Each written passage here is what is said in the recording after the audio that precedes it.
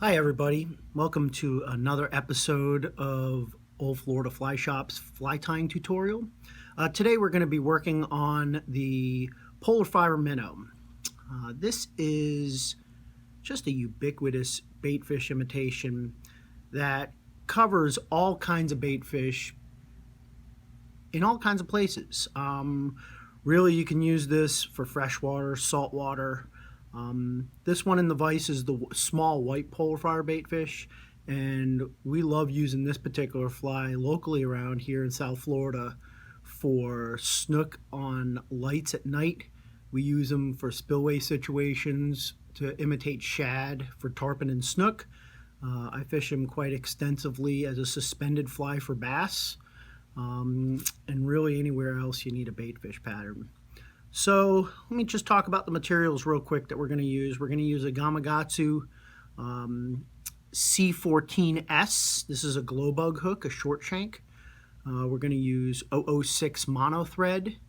We have hot orange floral fiber for the gills, white polar fiber for the body. The flash in between is silver Glisten Glow, and we're going to use 7/16 offset sticky eyes with epoxy for the eyes. So let's go ahead and get started on this. So again, this is the Gamakatsu glow bug hook. We're using this for the short shank and the stoutness of a short shank. Some of the short shanks are really tough to get stout enough. So we're going to start our thread base right at the head, and we're going to go back to right about halfway between the barb and the hook point. Right about there. And once we have that, we'll open up our threads and we'll walk our way back to the eye of the hook, and we'll turn our fly upside down. So the next thing we're going to use is floral fiber. Real thin, kind of phosphorescent, I would say. It's got this glint to it that really works really nice. So we're going to pull off about, I'd say about 15 strands or so. And we're going to fold these around the hook. And let me mention something about this. I'm tying left-handed.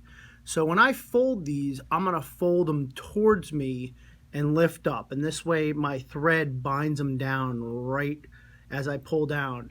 Righties, you would pull away from you and lift up if you're wrapping away from you, and that would also cause you to take your first wrap and get it tied down. So we're going to just run this down the bottom of the fly, and we're going to go just a hair past the point, and the last few turns we want to get the floral fiber on the top side of the fly. So we're going to split our fibers around the hook.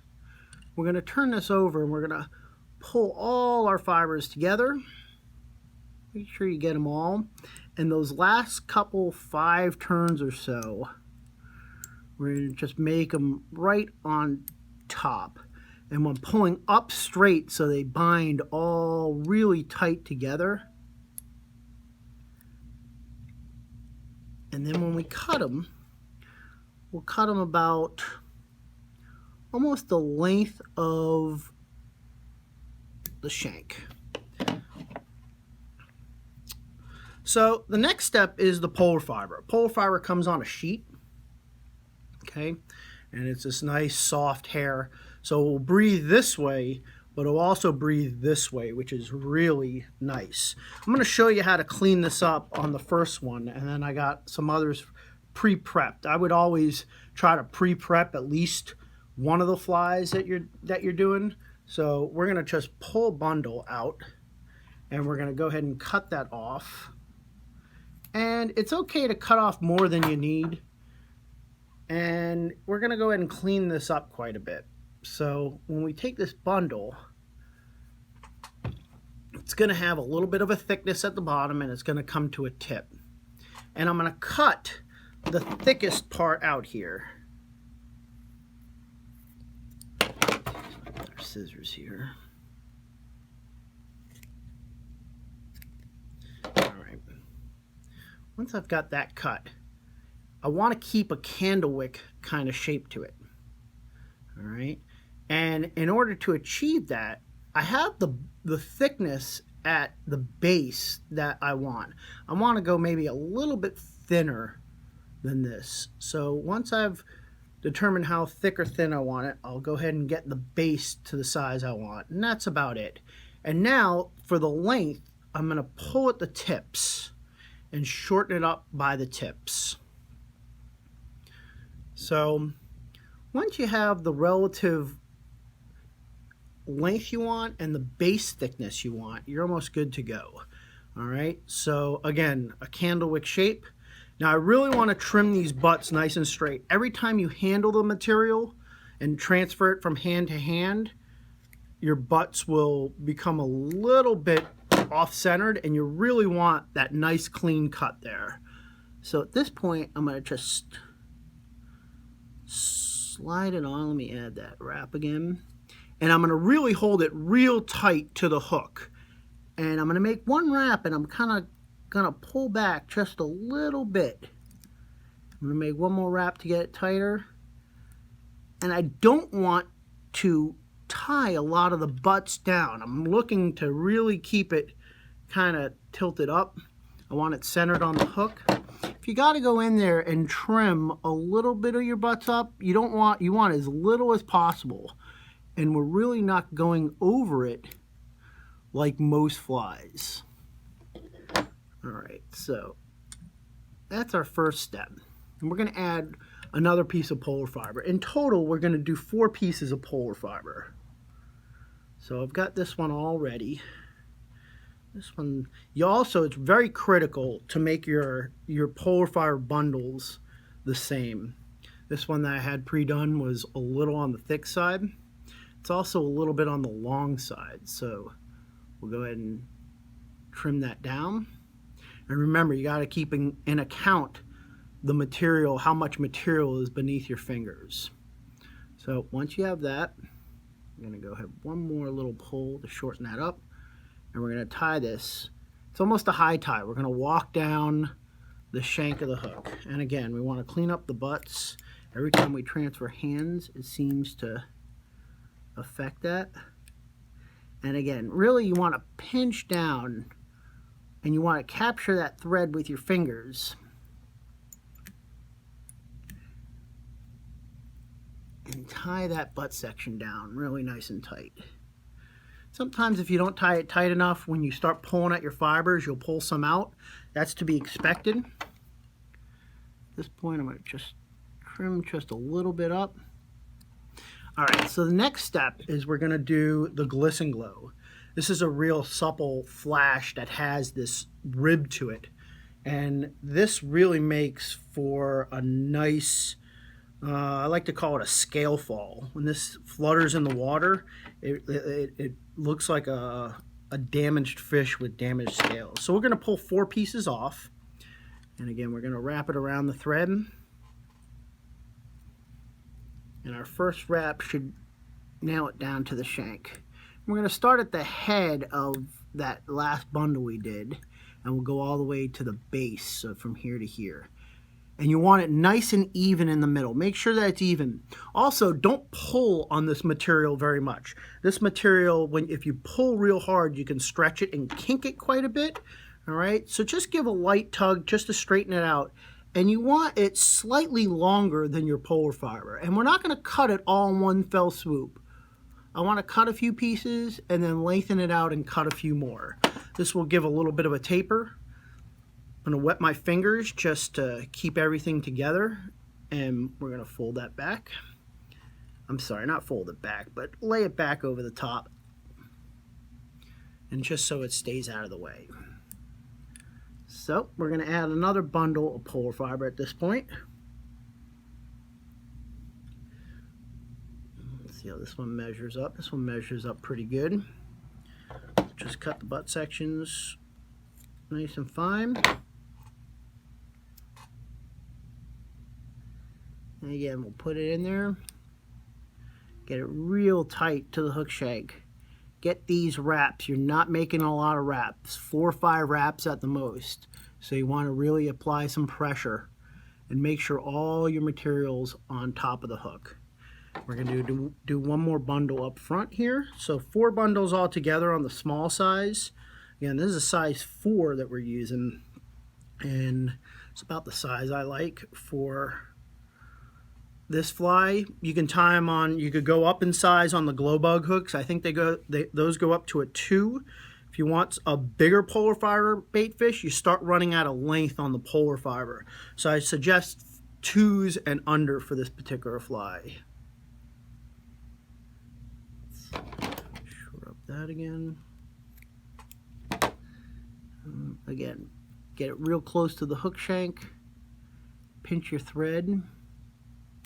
And with this one, we'll try to wrap to the eye with it. All right, and once we have that, we're gonna go ahead and whip finish. And we wanna put the knots towards the back of the eye. This way you have a taper on the head.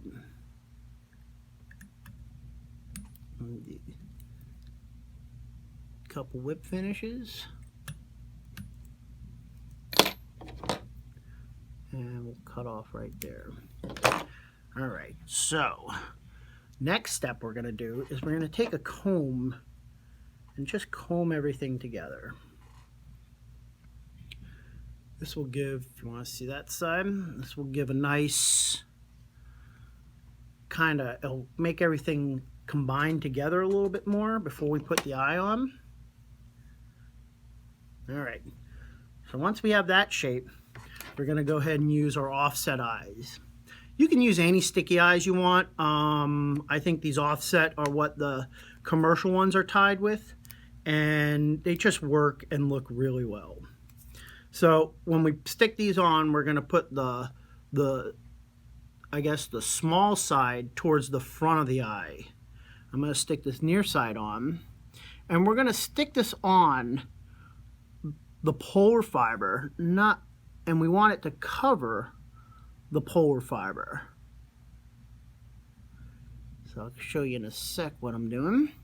And this is covering just the base of the polar fiber. Just like that. And again, if you don't like it, you know, take it off, redo it, make sure it's right the first time. But notice how it's just covering right up to the first bundle, and it's covering up the bases, the gaps that you had in the bases. So once we have that, we're going to match another one up to the other side.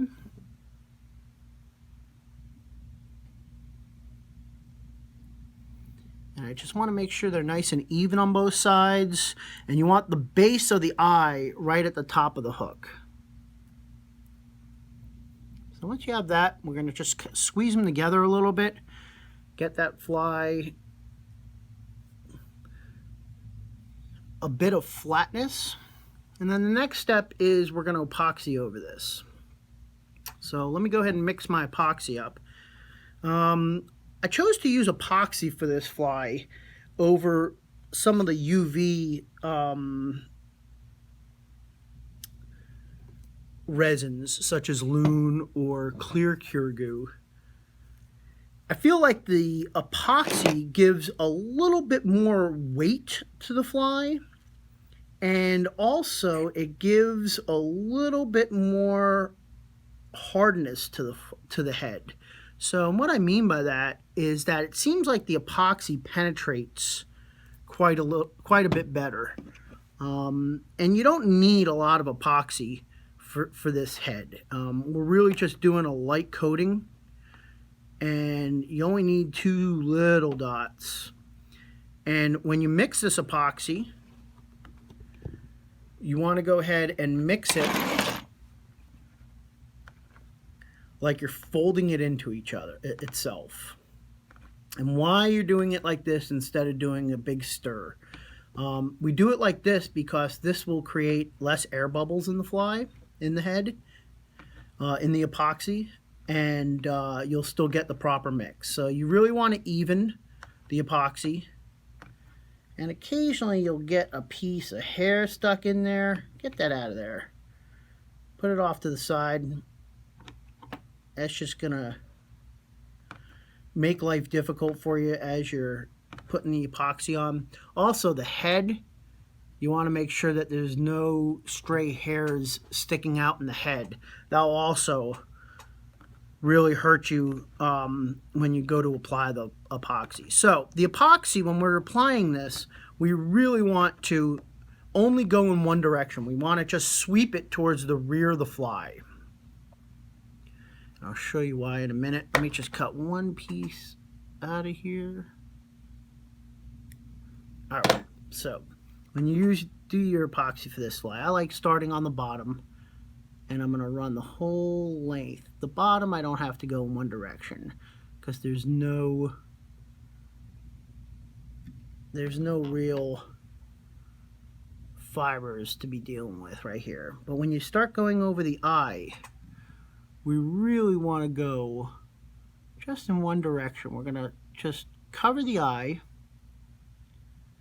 put enough epoxy on to give it a nice coating, and then we're going to just go just beyond it. And I'll show you this to the camera in a second. We're just going right beyond the eye into the polar fiber. Now, if you have any hairs that get epoxy on it, all right, don't worry about it right now. When the epoxy dries, we'll go ahead and just kind of peel those bubbles, I would call them, of epoxy off the hair. So now we'll do the near side. And again, you're just looking for a thin coat of epoxy on this. You're not trying to create a sculpture here.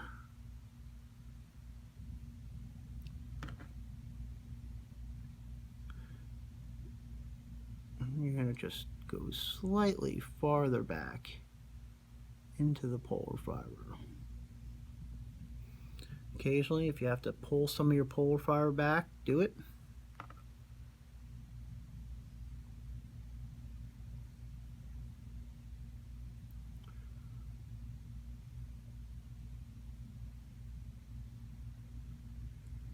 Alright, the next step, let me just pull those hairs back just a little bit. Next step is to run right between the eyes. So we're going to just fill the gap in at the nose. And we're going to just run, I'm going to pull this back just a little bit. And we're going to just put a little epoxy in between the eyes on the polar fiber. You're going to kind of just meet where the two sides of the eyes, the epoxy meets. So once you have that base done, just look at the fly and fill in any gaps that you got. You know, I see the bottom's a little rough here, so I'm going to just fill that in a little bit just to smooth it out. I also see I didn't go far enough back, so I'm going to just fill that in. And you have limited time. Since we're using such little epoxy here, turning the fly is not a giant deal.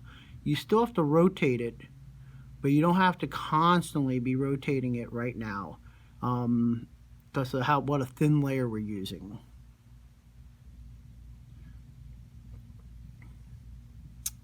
I'm going to get one more spot and then I'm going to put it in the wheel. So I got a little spot on the front that just needs some epoxy. And again, if you get it into the hair, don't worry about it. We're going to go ahead and pluck that off. Now there is a hair here I want to kind of get out of the way. Alright, so once you have that set up, if you don't have any kind of rotating machine, you could just rotate it in your vise till it's dry enough. But we're going to go ahead and pop this out and put it into the rotator. And we're just going to make sure we don't grab the epoxy. And we're going to set this into our rotator. And we're going to just let that go around for 10 minutes or so, and it should be ready to fish. If you find that it's a little bit wavy in the end, you can always put a little bit more epoxy to fill in the gaps there. But this will give you a nice durable fly that will last many fish, that will breathe very well, and will suspend pretty high in the water column. One of our favorites, the Polar Fiber Baitfish or Polar Fiber Minnow. Thanks so much for watching today.